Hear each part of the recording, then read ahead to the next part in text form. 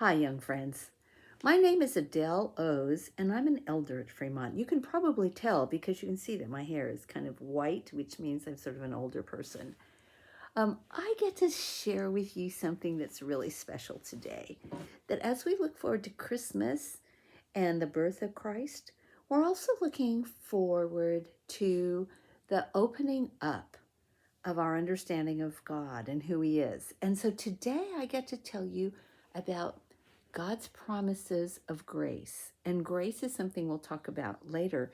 But let me read these verses or this verse about God's promise.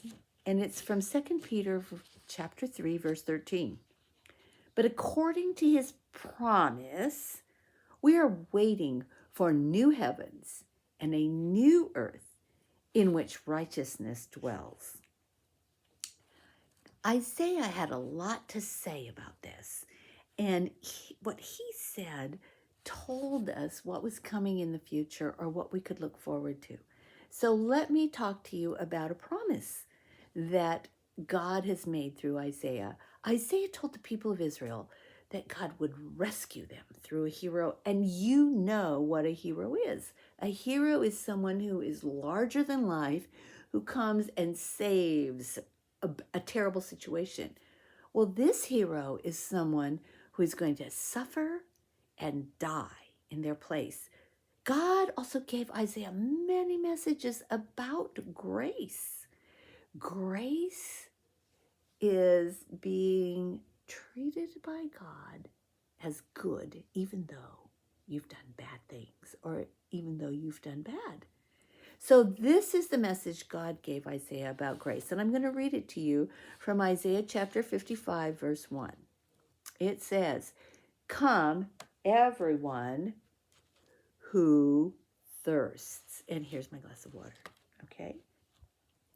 "Come to the waters, and he who has no money, come buy and eat. Buy wine and milk without money and without price." God said that His grace is like being able to buy everything that we need without money. What does He mean? God also had a message of grace about the special lasting friendship promises or covenants that He made with Abraham and David and all of Israel, which you've been hearing about.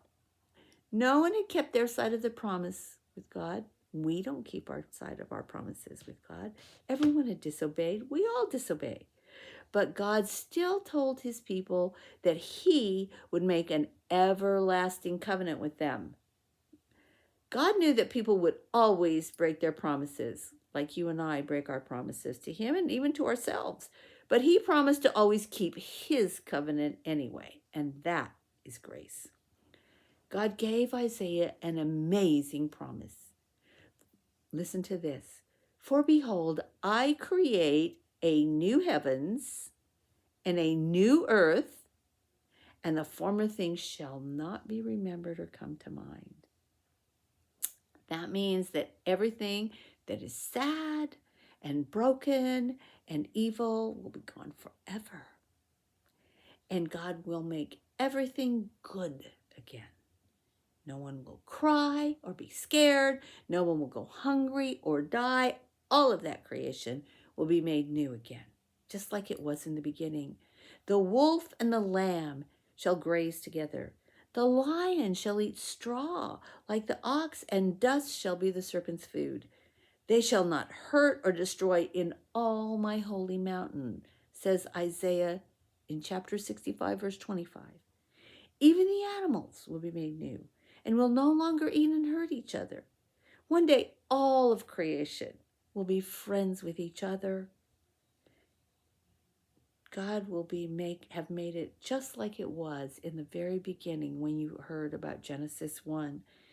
And it happens through grace, being treated by God as good, even when things are bad.